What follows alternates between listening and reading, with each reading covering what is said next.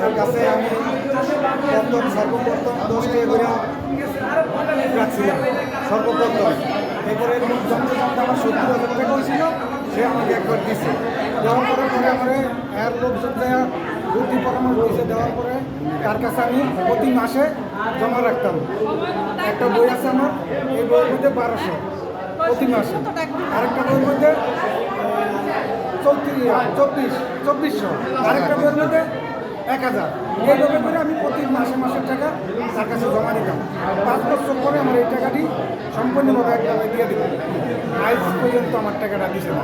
আমি বললাম 3 করে টাকাটা তার কাছে জমা দিচ্ছি। আমার একবারে টাকাটা দিল, আমার একবারে টাকাটা দিল, আমার মেয়ে দিয়ে দিল। এরকম আমার একটা আশা ভরসা, কিন্তু আমার আশা ভরসা সম্পূর্ণভাবে মনির বন্ধ করে দিচ্ছে। আমার খুব কষ্ট হয়েছে। আমার কষ্টর কথা মনে হয় চিকুর আসে অনেক, তবে কান্দা আসে, কিন্তু আমার এই টাইমে মনির টাকা দেয় নেই। আমার মেয়েটা বিয়ে দিতে আমার খুব কষ্ট হবে। মেয়েটা বিয়ে দিচ্ছি, কিন্তু এখনও মনির টাকা দিতেছে না।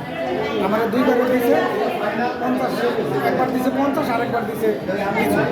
তখন আমি মনিরের কাছে টাকা পাবো, আমার টাকা দিচ্ছে না।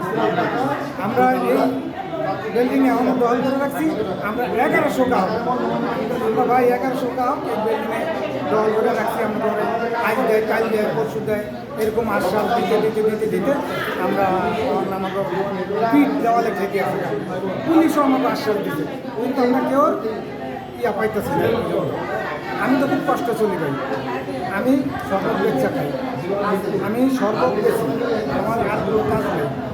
আবার গরমের দিনে এলে শরবত বেছি, আর শীতকালে আমি মিস্ত্রির কাজ করি, ঘর মিস্ত্রি কাজ করি, আমার কর্মীকে দেয়।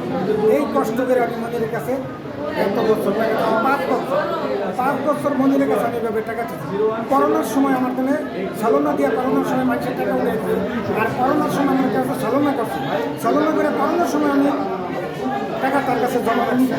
করোনার সময় আমি দিয়ে গেছি 8,000, 6,000, আমি যে সময় যা পারছি প্রতি মাসে দিয়ে আমার পয়সা।